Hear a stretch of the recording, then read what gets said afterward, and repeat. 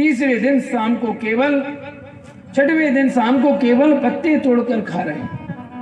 अखंड कीर्तन चल रहा है। जैसे ही भजन का तीसरा महीना प्रारंभ हुआ, लगवा दिया,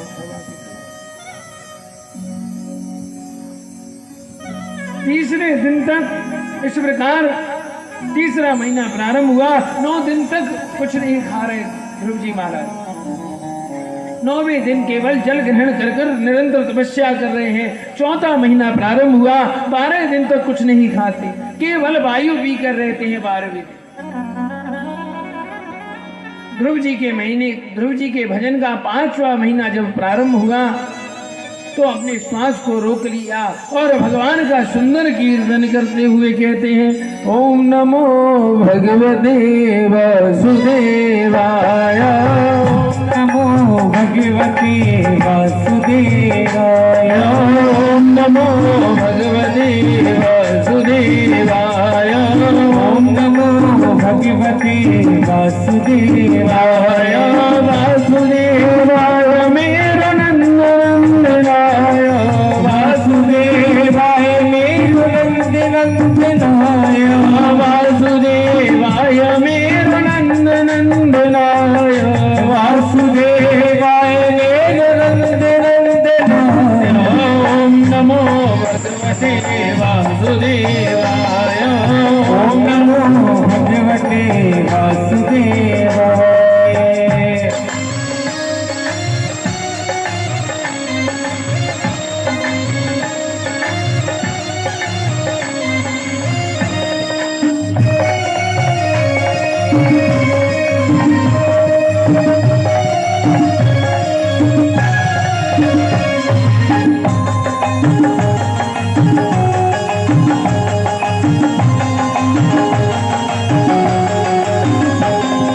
वासुदेवाय मेरो नंदनाय, वासुदेवाय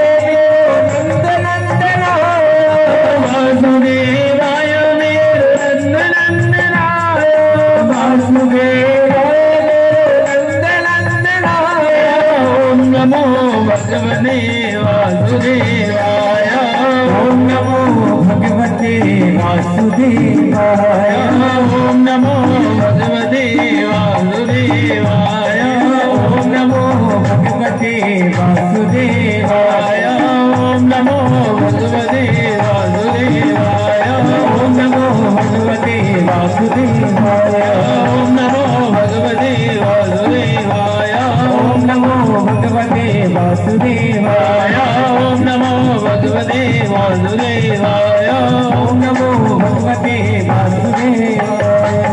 बोलिए आनंद गंध भगवान की जय। इस प्रकार ध्रुव जी ने 5वें महीने में भगवान का भजन शुरू किया।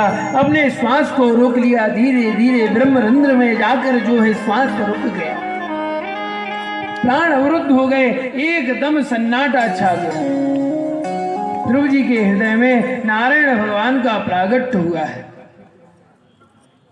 और नारायण भगवान का जब प्रागट्य हुआ तो कहते हैं कि सभी देवी देवता गण जो है घबरा गए। एक पैर से ध्रुव जी महाराज खड़े। ध्रुव जी ने जैसे ही अपने प्राण वायु को रोका, सभी देवी देवता जो आकाश मंडल में जितने भी देवी देवता थे सभी के श्वास वायु ज्योति रुक गए और सभी देवताओं की जब श्वास वायु रुकी, सभी देवता दौड़े दौड़े ब्रह्मा जी के पास गए और कहने लगे कि हे ब्रह्मा जी हमारी रक्षा करो, रक्षा करो। ब्रह्मा जी ने पूछा क्या हुआ देवता? तो कहा महाराज हे प्रभु, हे ब्रह्मदेव, हमारे जो श्वास है वह रुक गई है, प्राण अवरुद्ध हो गए हैं।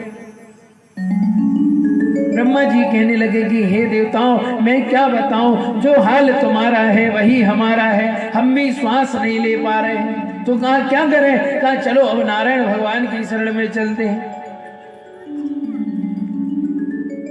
सभी देवता गण नारायण भगवान के पास गए और कहने लगे कि हे प्रभु हमारी रक्षा कीजिए, हमारे प्राण अवरुद्ध क्यों हो गए? भगवान ने कहा कि हे देवगण आप डरो मत, मेरा एक नन्हा सा भक्त है जिसने भगवान का मेरा कीर्तन करने में अपनी प्राण वायु को रोक कर रखा है और अभी जाकर मैं उसे दर्शन दे देता हूँ, और जैसे ही दर्शन दूंगा आपकी श्वास जो है चलने लग जाएगी। भगवान ने गरुड़ को तैयार किया है। भागवत जी में ऐसा कहीं नहीं लिखा कि भगवान ध्रुव जी को दर्शन देने जा रहे, ना ही भागवत में यह लिखा कि भगवान ध्रुव जी का दर्शन करने जा रहे हैं। मधुवन में ध्रुव जी को देखने जा रहे हैं, भगवान दिखाने के लिए नहीं।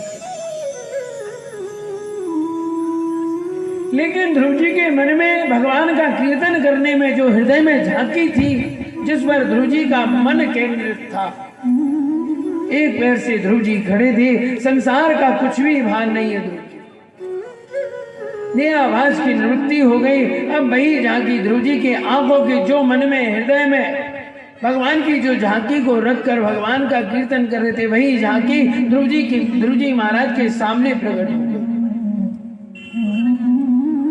आंखों के सामने जैसे ही झांकी खड़ी हुई, ध्रुव जी घबराए और हड़बड़ाकर आंखें खोल देखा कि वही नारायण भगवान सामने खड़े। बोली नारायण भगवान की।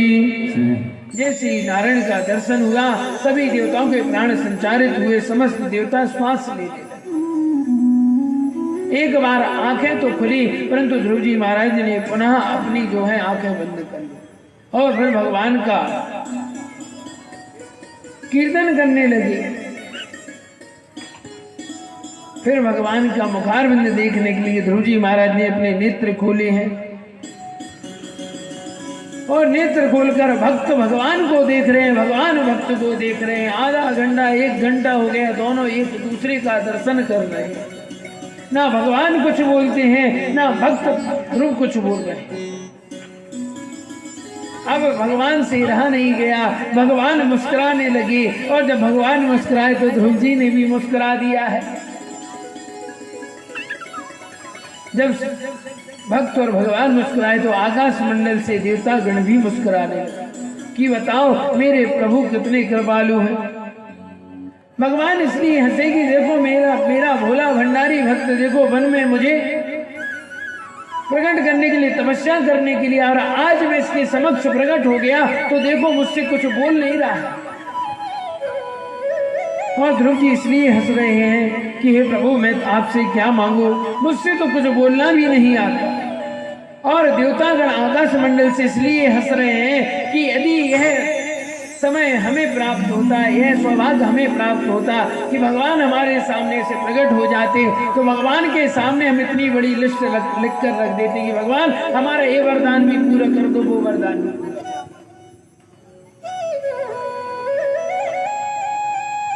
ध्रुव जी बोलना तो चाहते हैं लेकिन बोलना नहीं आता। क्यों, क्या बोले ध्रुव जी महाराज, कैसे बोले? भगवान ने कहा कि ध्रुव स्तुति तो करना चाहता है लेकिन आती नहीं है, तो क्या करें? भगवान ने अपना दिव्य शंख जो है ध्रुव जी महाराज के कपोल से लगा दिया, जैसे गाल से लगाया। संपूर्ण वेद वेदांत का ज्ञान ध्रुव जी के हृदय में अवतरित हो गया।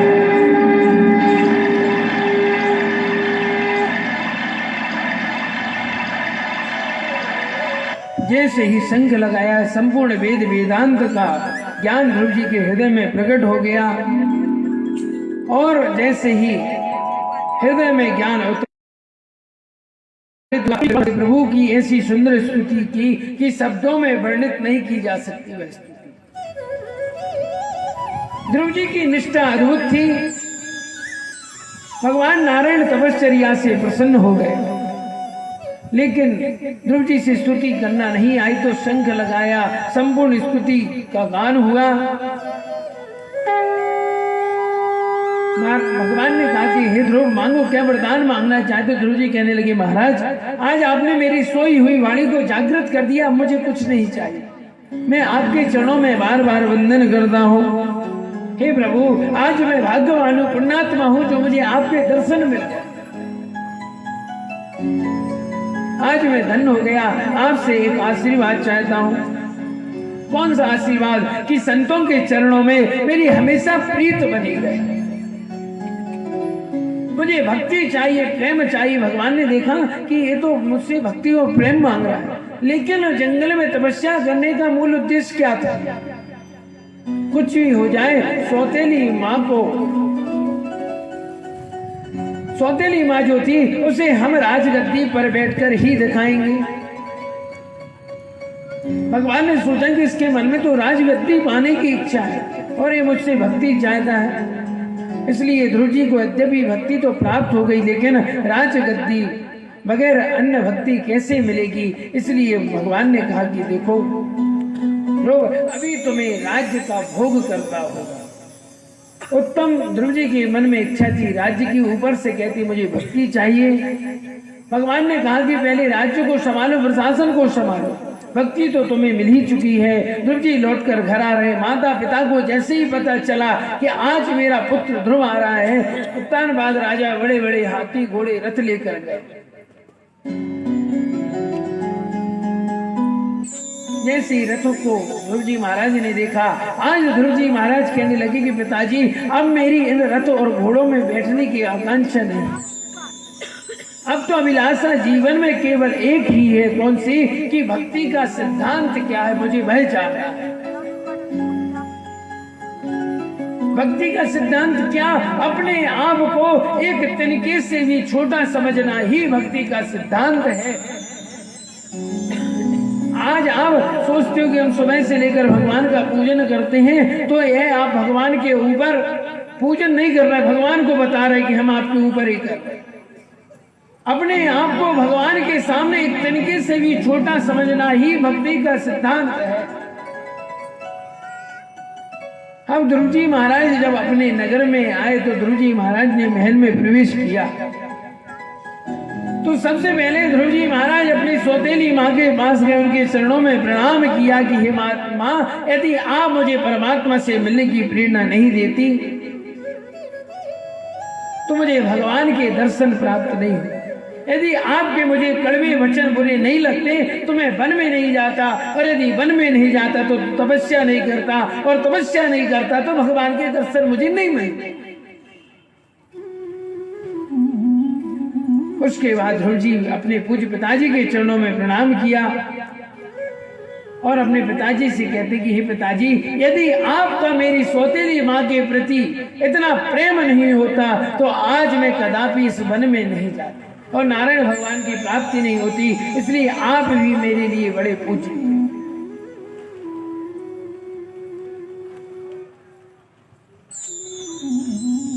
माता सुनीति के चरणों में जाकर ध्रुव जी ने प्रणाम किया और रोने लगे और कहा कि हे माता, आप जैसी माता परमात्मा सभी को देवे।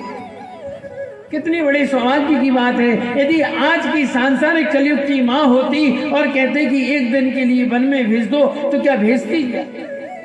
परंतु कितनी सुंदर प्रेरणा दी कि बेटा कल क्या सही आज ही चले जाओ, आज क्या अभी चली जाओ।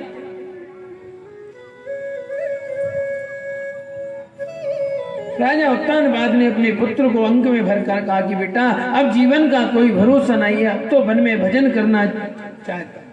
ध्रुव जी को राजगद्दी पर विशक्त करके राजा उत्तानपाद वन की ओर चले गए। ध्रुव जी महाराज प्रशासन कर रहे हैं। अब परमात्मा की पूर्ण कृपा प्राप्त हो गई। ध्रुव जी के छोटे भाई थे उत्तम। उत्तम ने एक बार जाकर वन में जाकर वन को जाड़ने लगी, यक्षों ने उत्तम को मार दिया। अपने भाई दंड भाई उत्तम की मृत्यु का बदला लेने के लिए तुरंत ही ध्रुव जी महाराज उनको यक्षों को मारने के लिए गए।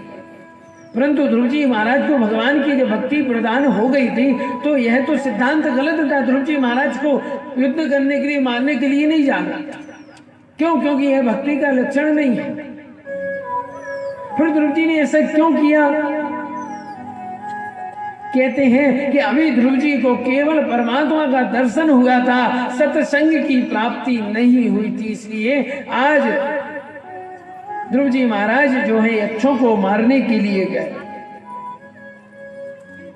अब जब ध्रुव जी महाराज पहुंचे तो मनु महाराज ने, उनके बड़े बाबा थे, उन्होंने बहुत समझाया, कहा कि बेटा तुम तो परम संत हो, इन हजारों यक्षों को कष्ट देना तुम्हें शोभा नहीं देता है, इसलिए एक कदापि कार्य तुम्हें नहीं करना चाहिए। इस प्रकार स्वयं भव मनु के उपदेश से ध्रुव जी महाराज के जीवन में परिवर्तन आ गया, आध्यात्मिक ज्ञान की प्राप्ति हो गई और सीधे सर्वस्व छोड़कर वन में चले गए। यद्यपि ध्रुव जी महाराज ने अनन्य वर्षों तक राज्य को संभाला, परंतु भगवान को फिर प्रसन्न करने के लिए तपस्या करने के लिए चले गए और अनेक वर्षों तक तपस्या की और तपस्या करने के बाद प्रभु के धाम से सुंदर विमान आया। विमान में प्रभु के पार्षद बैठे हुए हैं। जैसे ही ध्रुव जी महाराज उस विमान पर बैठने लगे तो एक सुंदर देवी युवती जो है प्रकट हो गई। कहा, महाराज मुझे प्राप्त किए बगैर आप इस विमान में कैसे बैठ सकते? ध्रुव जी महाराज ने कहा कि देवी आप कौन हो? तो कहा, मेरा नाम है मृत्यु, मैं मृत्यु देवी हूँ। जब तक जीव मुझे प्राप्त नहीं करता, जब तक इस भवसागर से पार नहीं हो सकता, इसलिए आप सबसे पहले मुझे प्राप्त करो, फिर उसके बाद आप इस विमान पर बैठने के अधिकार। ध्रुव जी महाराज कहने लगे कि देवी सुनो, एक काम करो, सबसे पहले तुम मुझे प्रणाम करो। मृत्यु देवी से क्या कहा कि मुझे प्रणाम करो। मृत्यु देवी ने जैसे ही ध्रुव जी महाराज को प्रणाम किया, अपना सिर ध्रुव जी महाराज के चरणों में रखा है। ध्रुव जी महाराज ने अपना पैर मृत्यु देवी के सिर पर रखकर सीधे विमान पर आरूढ़ हो गए। बोलिए आनंद गंध भगवान। इस प्रकार ध्रुव जी महाराज ने मृत्यु पर विजय प्राप्त कर ली। तो श्री सुखदेव जी महाराज सम्राट कर्मयोगी राजा परीक्षित से कहते कि हे राजन, ध्रुव जी महाराज के मन में भगवान को प्राप्त करने की प्रेरणा किसने दी? तो कहा, माँ ने दी। वास्तव में मैंने कथा प्रारंभ करने के पहले भी आपसे कहा था कि यदि एक गृहिणी चाहे तो घर को स्वर्ग बना सकती, यदि एक माँ चाहे तो अपने बेटे को एक अच्छा सुंदर विद्वान लायक पुत्र बना सकती है, और एक माँ चाहे तो एक पुत्र को गलत मार्ग पर भी चला सकती है। तो ये माँ की ही महिमा है। आइए हम सभी कुछ क्षण माँ की महिमा को गुनगुनाते। एक छोटा सा भजन है, मेरे द्वारा रचना हुई है। अच्छा लगे तो ताली बजाइएगा और बुरा लगे तो मना कर देना कि पंडित जी मत गाओ, ठीक है ना? और अच्छा लगे तो अच्छी जोर से ताली बजाना है ना आपने, ठीक है? माँ के लिए सुंदर भजन है। बोली वृंदावन बिहारी लाल की जय। इस धरती पर स्वर्ग से सुंदर है तेरा दरबार, इस धरती पर स्वर्ग से सुंदर है तेरा दरबार। हम पर रहे बरसता यूं ही सदा तुम्हारा प्यार, तुम्हारा प्यार न रूठे, तेरा दरबार न छूटे, तुम्हारा प्यार न रूठे, तेरा दरबार न छूटे, तुम्हारा प्यार न रूठे, तेरा दरबार न छूटे, तुम्हारा प्यार न छूटे, तेरा दरबार न छूटे।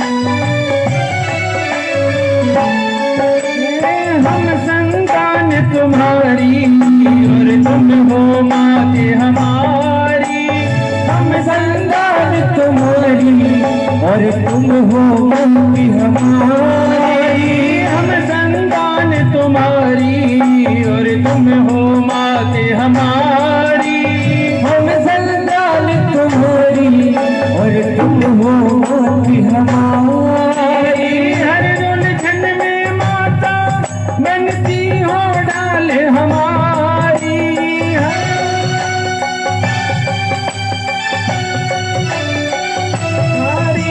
रहे जल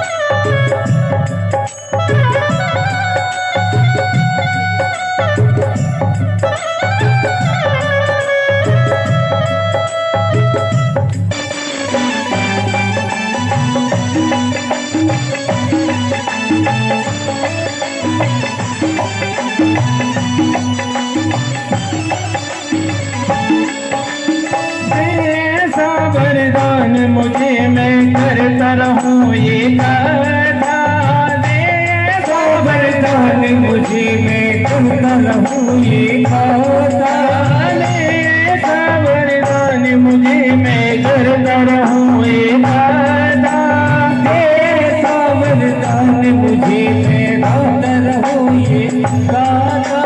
तेरी लगन के आगे सूझे मोहता में न दूजा।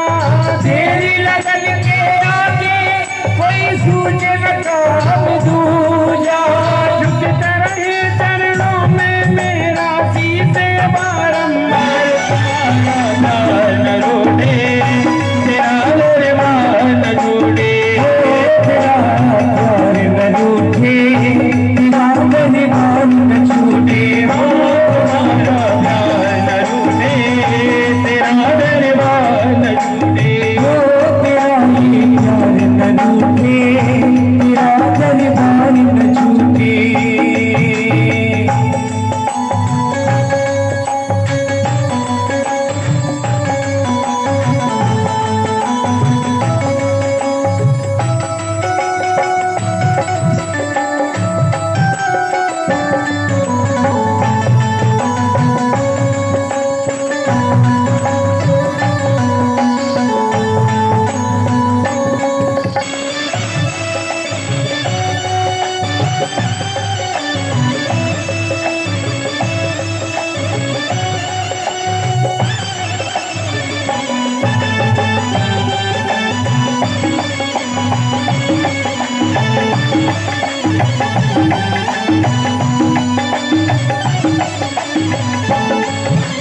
मात पिता तुम मेरे, तुम ही हो पालनहारे। माता पिता तुम मेरे, तुम ही हो पालनहारे। मात पिता तुम मेरे, तुम ही हो पालनहारे। माता पिता तुम मेरे और तुम हो पालनहारे। तुमसे मिला है जीवन, तुम ही हो लाज हमारी। तुमसे मिला है जीवन, तुम ही हो लाज हमारी।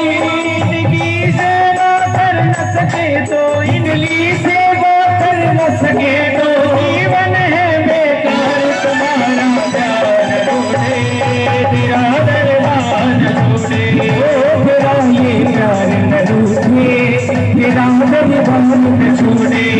तुम्हारा प्यार न रोने तेरा दरबार न छोड़े। तेरा ये प्यार न रूठे, तेरा दरबार न छूटे। इस धरती पर स्वर्ग से सुंदर है तेरा दरबार। इस धरती में स्वर्ग से सुंदर है तेरा ये द्वार। इस धरती पर स्वर्ग से सुंदर है तेरा दरबार। इस धरती में स्वर्ग से सुंदर है तेरा ये द्वार। कर रहे बरसता यूं ही सदा तुम्हारा प्यार। तुम्हारा प्यार न छूटे तेरा दरबार न छोड़े। तेरा ये प्यार न रूठे, तेरा दरबार न छूटे। तुम्हारा प्यार न छूटे तेरा दरबार न छोड़े। तेरा ये प्यार न रूठे, तेरा दरबार न छूटे। तुम्हारा प्यार न छूटे तेरा दरबार न छोड़े। तेरा ये प्यार न रूठे, तेरा ये प्यार न छूटे। तेरा ये बार छोड़े। तेरा ये प्यार न छूटे, तेरा ये प्यार न छूटे। तेरा दरबार न छूटे, तेरा दरबार न छूटे। तेरा दरबार न छूटे। बोली वृंदावन बिहारी लाल की जय। इस प्रकार श्री सुखदेव जी महाराज सम्राट कर्मवीर राजा परीक्षित से कहते कि हे राजन, ध्रुव वंश में आगे ध्रुव जी के पुत्र हुए उत्कल। उत्कल ने अपने भाई भ्रमी के पुत्र वत्सर को राजा बना दिया। और उत्कल के जो पुत्र थे बैन के पुत्र हुए अंग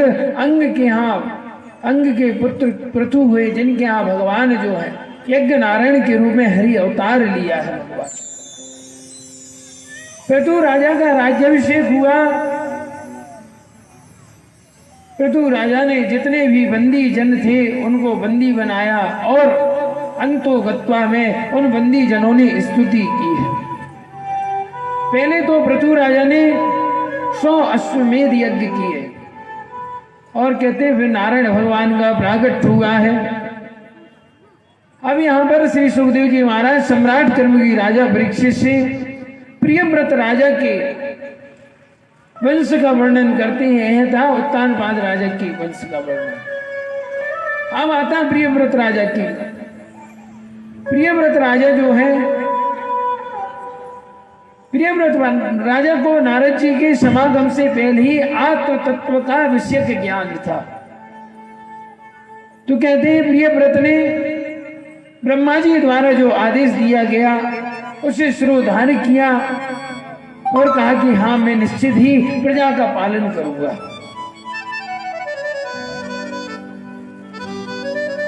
प्रियव्रत राजा के पुत्र हुए अग्निद्र।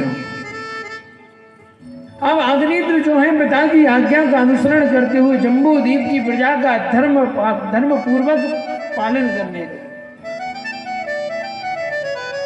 एक बार अग्निद्र राजा ने सत्पुत्र प्राप्ति की इच्छा से मंदराचल की घाटी में पहुंच गए और सुंदर स्त्री को प्राप्त करने की इच्छा हुई कि मेरा उससे विवाह हो जाएगा, फिर मैं संतान उत्पत्ति करूंगा। तो ब्रह्मा जी ने तुरंत ही पूर्व चित्ती नाम की अप्सरा को भेजा और उन्होंने दीर्घ काल तक उस अप्सरा के साथ प्रियव्रत राजा रहे। तो वो पूर्व चित्ती नाम की अप्सरा जो थी उसके गर्भ से 9 पुत्र उत्पन्न हुए।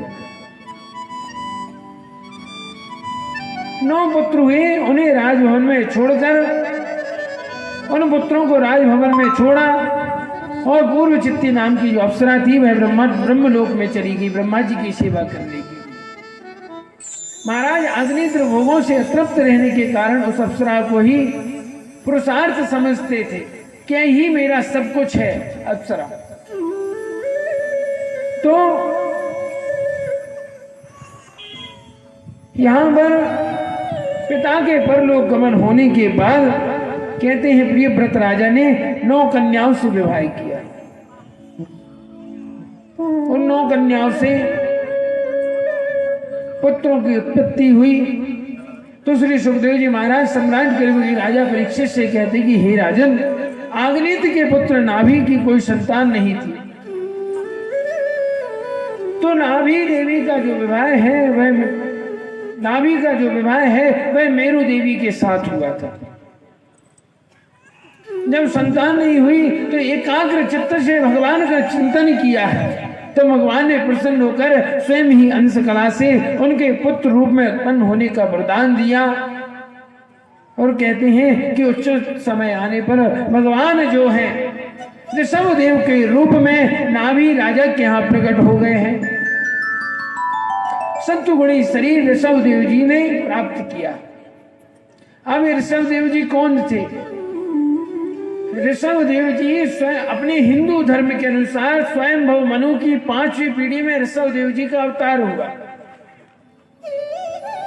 और ये ऋषभ देव जी जैन धर्म के तीर्थंकर हुए। 24 तीर्थंकर होते हैं जैनों में, उसमें प्रथम तीर्थंकर कहलाए ऋषभ देव जी। और कहते हैं ऋषभ देव जी को भगवान शिव के समान दर्जा मिला है।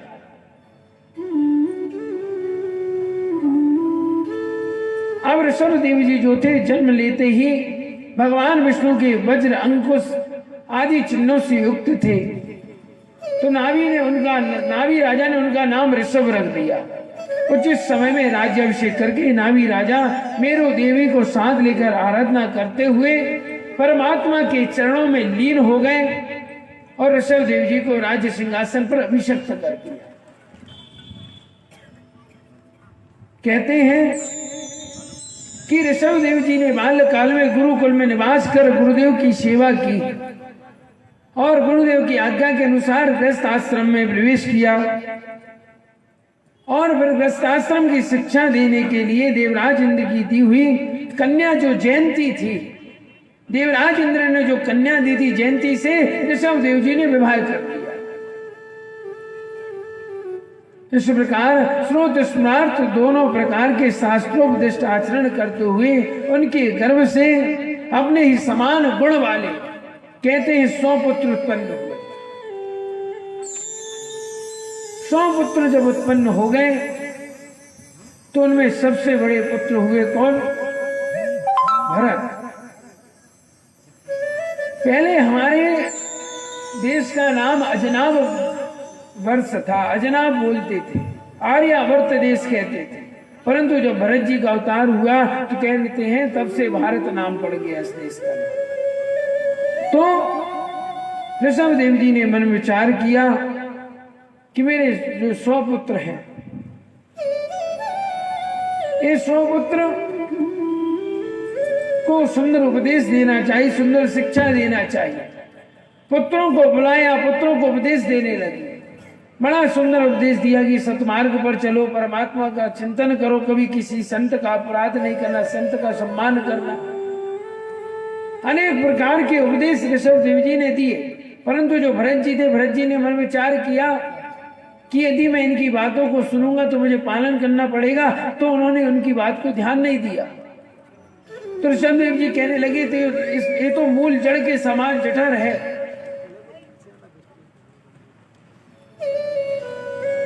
तो नाम पड़ गया जड़ भरत। अब ऋषभ देव जी ने अपने पुत्र को राज्य सिंहासन पर अभिषिक्त किया और आज ऋषभ देव जी महाराज जो हैं, परमात्मा का चिंतन करते हुए ऋषभ देव जी महाराज ने अपने देह को त्याग दिया। अब भरत जी ने विश्व रूप की कन्या पंचजनी से विवाह कर लिया। पंचजनी के गर्भ से 5 पुत्र उत्पन्न किए।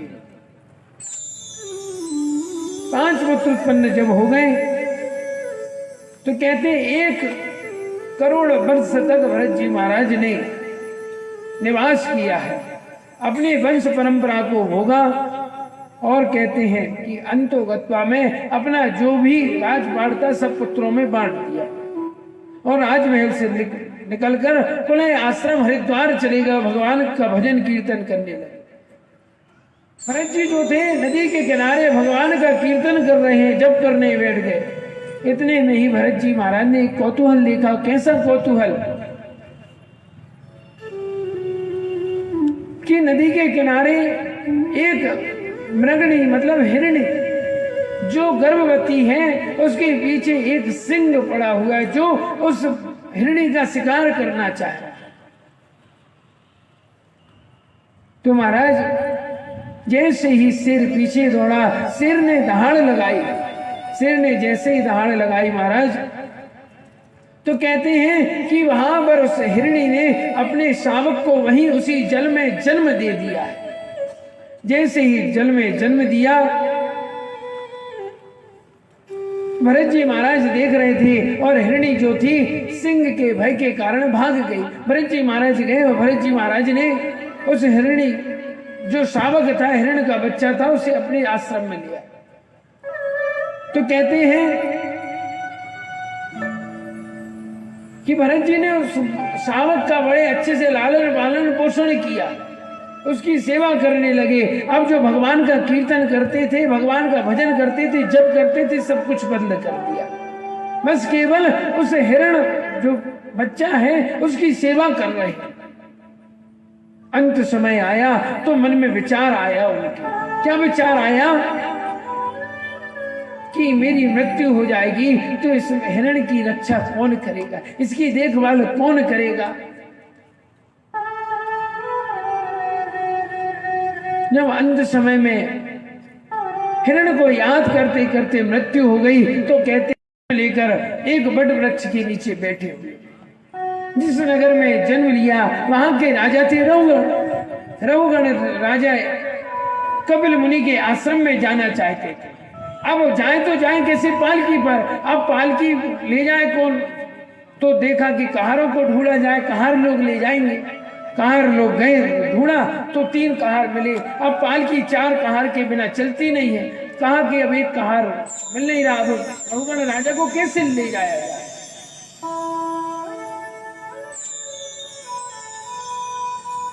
देखा तो भरत जी महाराज बैठे हुए थे। पूछ लिया, महाराज एक कहार कम पड़ रहा है, क्या आप चलेंगे हमारे साथ। भरत जी महाराज कहने लगे, अवश्य क्यों, क्योंकि राजा रहुगण का जो मद है उसे नष्ट करना है।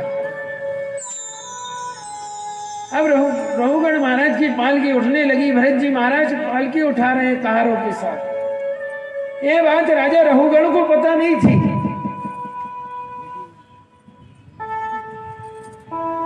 और जब पालकी उठाई तो भरत जी थोड़े ऊंचे थे। अब जब पालकी चले तो थोड़ी पालकी जब हिले तो रहुगण राजा का जो सिर है उस विमान में लगे, रथ में जब लगे तो राजा रहुगण ने सोचा कि चलो ठीक है, होता होगा, रास्ता कुछ ऊंचा नीचे होगा इसलिए हो रहा है। परंतु जब जाते गए तो हर बार यही हो। राजा रहुगण को क्रोध आया, कहारों से कहने लगे, अरे ऐसा कौन सा कहार है जिससे यह रथ चलाते नहीं बन रहा, ये विमान उठाते नहीं बन रहा, उससे गांव अच्छे से चलाए। भरत जी ने मन में विचार किया कि शायद ये जानते नहीं है कि एक ब्राह्मण इनको उठाए हुए है।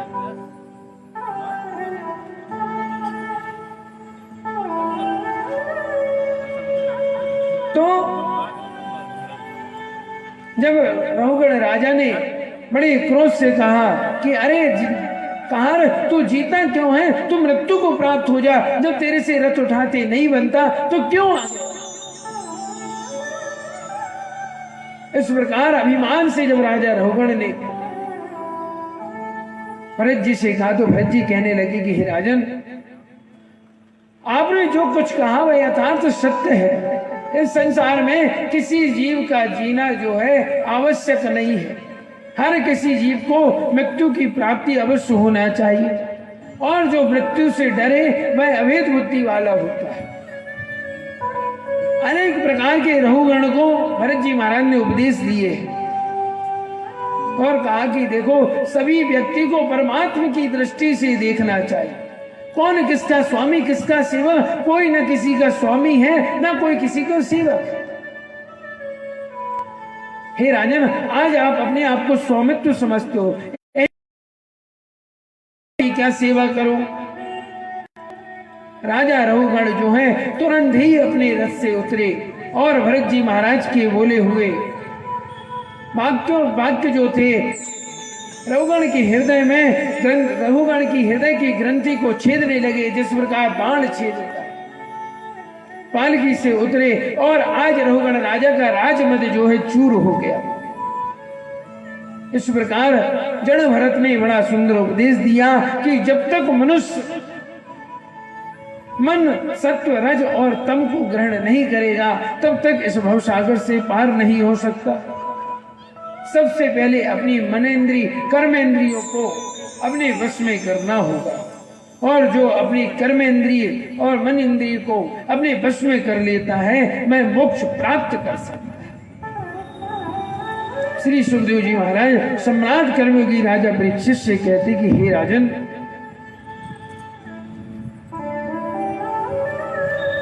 इस प्रकार जीव जब परमात्मा का नाम स्मरण करता है तो भले किसी भी परिस्थिति में नाम स्मरण करे उसे मोक्ष की प्राप्ति हो जाए। वह कैसे? तो श्री सुखदेव जी महाराज सम्राट योगी राजा परीक्षित से कहते कि हे राजन, कन्नौज नगर में कान्यकुब्ज एक अजामिल नाम के ब्राह्मण थे। मैं यामिल नाम का ब्राह्मण जो था बहुत विद्वान ब्राह्मण था। प्रतिदिन संतों की सेवा। उस अजामिल नाम के ब्राह्मण के यहाँ तो नित्य प्रति संतों का आगमन होता रहता था। संत आते थे, संतों की सेवा करता था। परंतु किसी दुर्भाग्यवश गलत मार्ग पर, गलत रास्ते पर चलने से अजामिल नाम के ब्राह्मण जो थे गलत रास्ते पर चले गए। संतों को जब यह बात पता चली, संतों ने सोचा कि बताओ, जिसने जीवन पर्यंत तक भगवान की सेवा की, संतों की सेवा की, संत सेवा भगवान की सेवा से ऊंची, संतों की सेवा की, परंतु बताओ ये इतने निकृष्ट कर्म करने लगा, पाप कर्म करने लगा, अंत समय में यदि इसकी मृत्यु होगी तो यह भवसागर से पार नहीं होगा, नरक में जाएगा। संतों ने सोचा क्या करें। कहा देखो, इसके 9 पुत्र तो हो गए होंगे, अब एक काम करना चाहिए, अपन चलते हैं इनके यहाँ भिक्षा मांगने। भिक्षा मांगने के लिए पहुंचे संत महाराज और कहने लगे, जैसे ही द्वार पर पहुंचे तो अजामिल नाम के ब्राह्मण की पत्नी भिक्षा देने के लिए आई। तो आज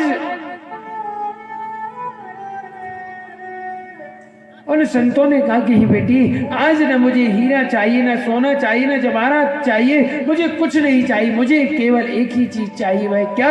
कि तुम्हारे यहाँ जो भी पुत्र होगा उसका नाम तुम नारायण रख लेना। बस कितना सुंदर उपदेश दिया।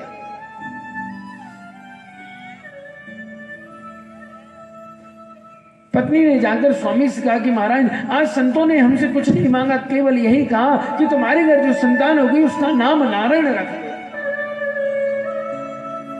अजामिल ने कहा कि संतों की आज्ञा है तो अवश्य रखो। जैसे ही संतान की प्राप्ति हुई तो अजामिल नाम के ब्राह्मण ने अपने पुत्र का नाम नारायण रख दिया, सबसे छोटे पुत्र का। और निरंतर पाप कर्म में विलीन रहा वह, पाप कर्म करता रहा। जैसे ही अजामिल नाम के ब्राह्मण की मृत्यु आई तो यमदूत जो थे, यमराज के दूत जो थे, उसे लेने के लिए आ गए। तो देखा कि वहां पर भगवान का विमान खड़ा हुआ था। भगवान के पार्षद लेने के लिए आए। यमदूतों ने पार्षदों से कहा कि हे पार्षदों, इसने तो जीवन पर्यंत तक पाप कर्म किया, गलत मार्ग पर चला, आप इसे लेने के लिए कैसे आ गए? पार्षदों ने कहा कि देखो, निरंतर पाप कर्म भले ही किया, परंतु जब अंत समय इसका आया तो इसने अपने छोटे पुत्र को बुलाया। अरे नारायण कहाँ हो, जल्दी आओ, मेरे प्राण निकलने वाले हैं। जैसे ही ऐसे बोला, मेरे प्रभु की आज्ञा हुई कि मेरा भक्त मुझे बुला रहा है, उसे लेकर। इसलिए भगवान के धाम जाने की युग हो गया। क्यों? क्योंकि अंत समय में भगवान का नाम उच्चारण किया ना। यम के दूतों ने भगवान के पार्षदों से क्षमा याचना की और आज अजामिल नाम का ब्राह्मण जो है सुंदर विमान पर बैठकर विष्णु लोक को प्राप्त हो गया। बोलिए आनंद गंध भगवान की। इस प्रकार भगवान के नाम की महिमा।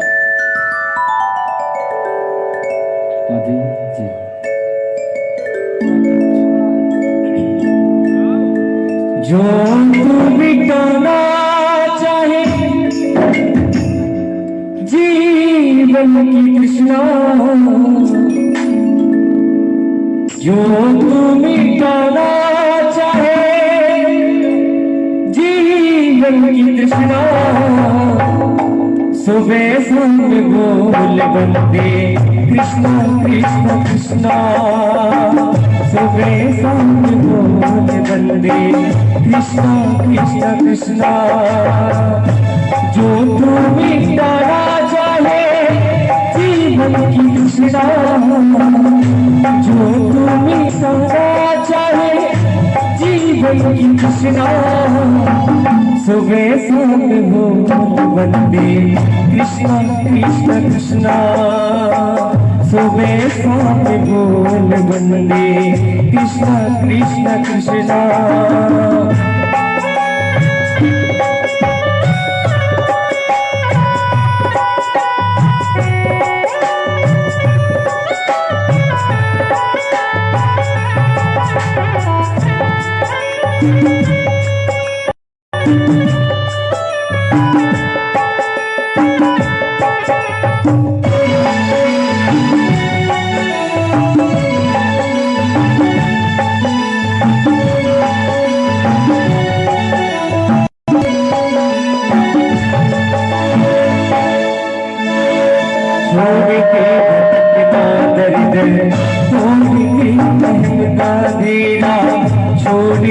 भटकना दर दर तोड़ के अहमदा देना, झूल जा जगत का वैभव, जगत है दुखों का डेरा, भूल जा जगत का वैभव, जगत है दुखों का डेरा। फिरता है मारा मारा बोले कृष्ण कृष्णा, फिरता है मारा मारा बोले कृष्ण कृष्णा, सुबह शाम बोल बंदे कृष्णा कृष्णा कृष्णा सुबह शाम बोल बंदे कृष्णा कृष्णा कृष्णा जो तू मिटाना चाहे जीवन की कृष्णा जो तू मिटाना चाहे जीवन की कृष्णा सुबह शाम बोल बंदे कृष्णा कृष्णा कृष्णा सुबह शाम बोल बंदे कृष्णा कृष्णा कृष्णा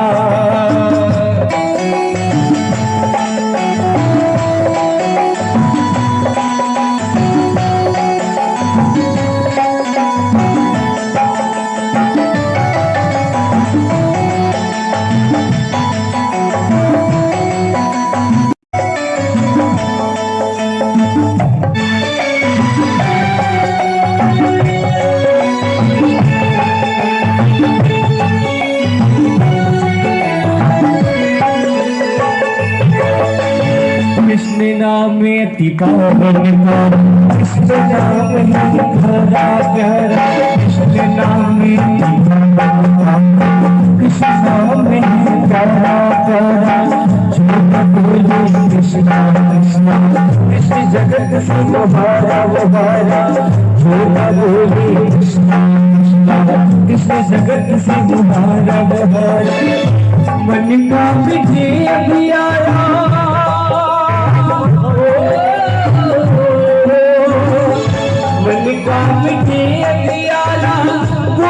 कृष्ण कृष्णा सुबह शाम बोल बंदे कृष्ण कृष्ण कृष्णा सुबह शाम बोल बंदे कृष्ण कृष्ण कृष्णा जो तू दिखाना चाहे जीवन की कृष्णा जो तू दिखाना चाहे जीवन की कृष्णा सुबह शाम बोल बंदे कृष्ण कृष्ण कृष्णा सुबह शाम बोल बंदे कृष्ण कृष्ण कृष्णा कृष्ण कृष्ण कृष्णा कृष्ण कृष्ण कृष्णा कृष्ण कृष्ण कृष्णा कृष्ण कृष्ण कृष्णा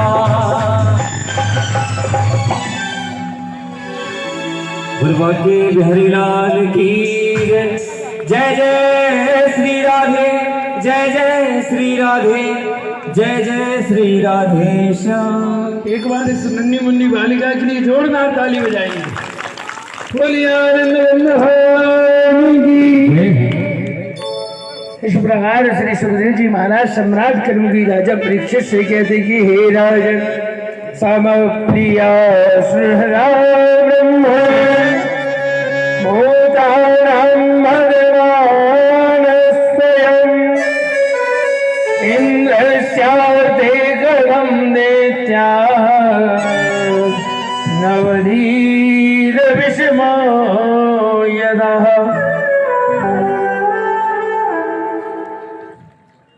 राजर्षि परीक्षित सम्राट कर्मगी राजा परीक्षित से राजर्षि परीक्षित श्री सुखदेव जी महाराज से कहते हैं कि हे महाराज मैं आपसे कोई तर्क नहीं कर रहा हूं, केवल इतना पूछना चाहता हूं कि परमात्मा की दृष्टि तो एक जैसी होना चाहिए।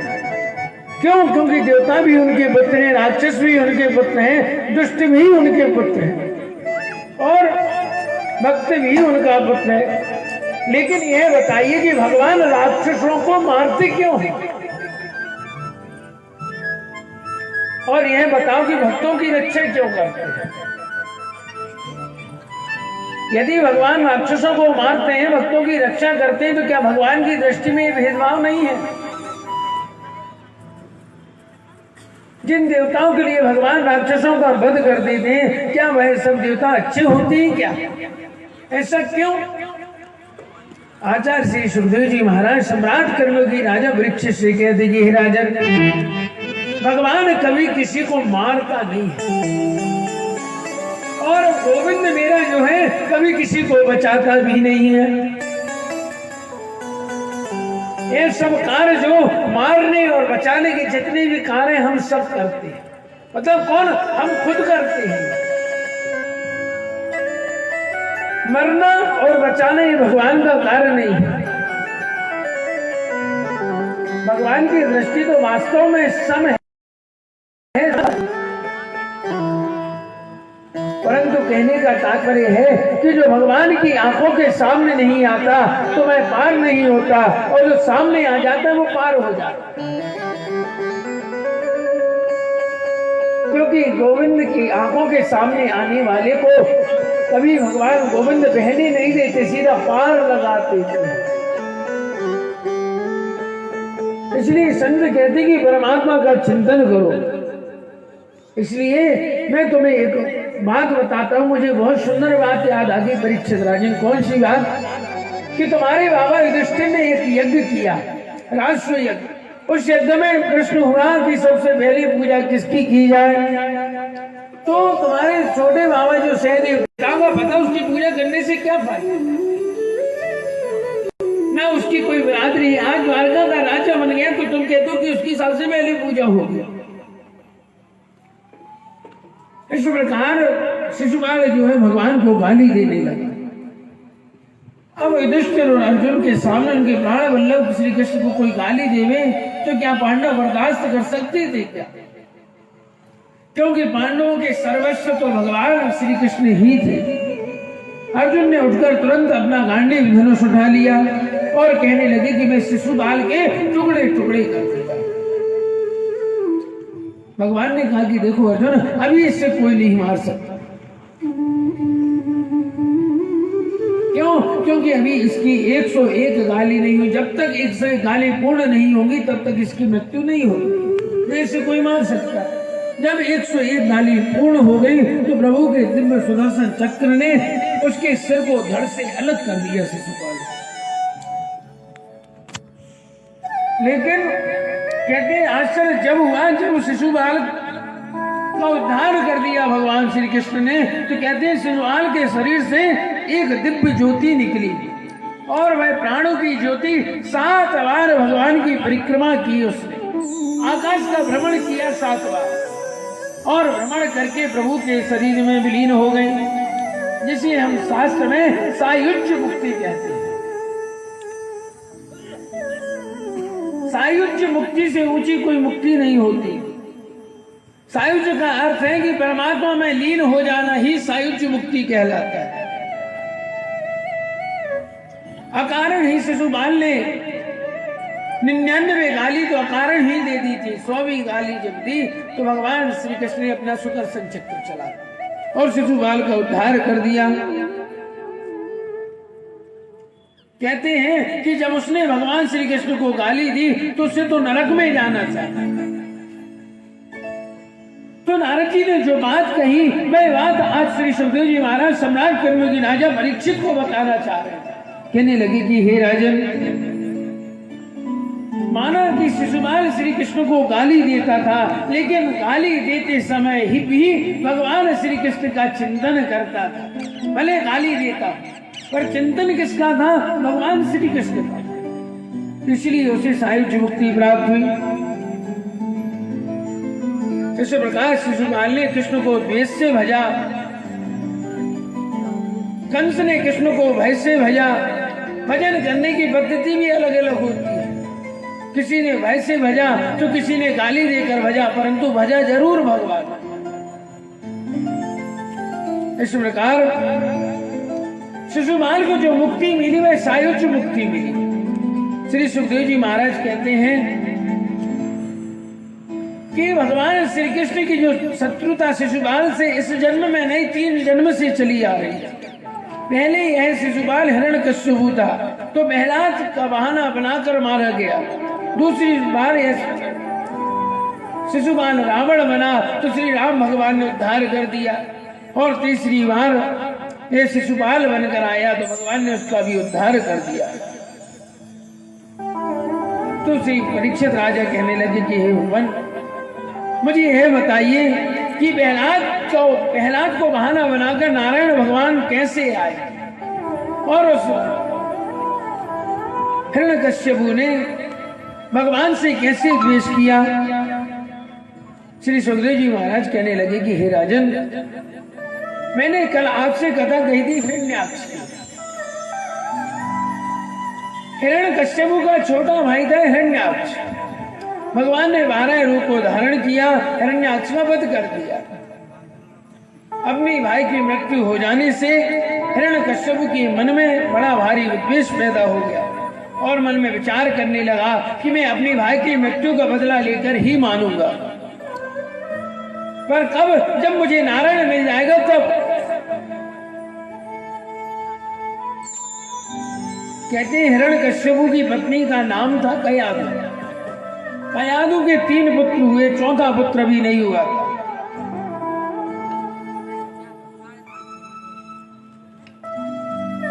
हिरण्यकश्यप तपस्या करने के लिए गया, पत्नी से कहकर गया था कि वर्षों में लौटूंगा। तपस्या से ब्रह्मा जी को प्रसन्न किया और प्रसन्न करके वरदान मांग लिए, अनेक प्रकार के वरदान मांगे हिरण्यकश्यप ने। अब जब घर लौट कर आए तो पता चला कि इंद्र ने उसके 3 पुत्र मार दिए, इसलिए उसके मन में अब देवताओं के प्रति और क्रोध आ गया। इसलिए अमर से बड़ा विद्वेष करने लगा देवताओं से, भगवान से द्वेष करता है। आज हिरण्यकश्यप के यहाँ कैलाश जी का जन्म हुआ है। भगवान ने पहले ही वरदान दे दिया कि ये तो परम तपस्वी यशस्वी बनेगा। प्रहलाद का जब जन्म हुआ तो जन्म होने के बाद हिरण्यकश्यप ने प्रहलाद को आज गुरुकुल में भेज दिया। प्रहलाद का जीवन शांत है। गुरुकुल के आचार्य थे संड और अमर्क, जो शुक्राचार्य के पुत्र थे, और शुक्राचार्य थे भृगु ऋषि के।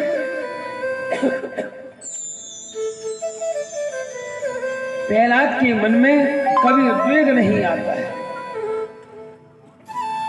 शांत बैठा बैठा प्रभु का चिंतन करता रहता है। प्रहलाद की मन स्थिति कभी कभी ऐसी बन गई कि प्रहलाद कभी कभी रोने लग जाते थे तो कभी कभी जोर से हंसने लगते थे।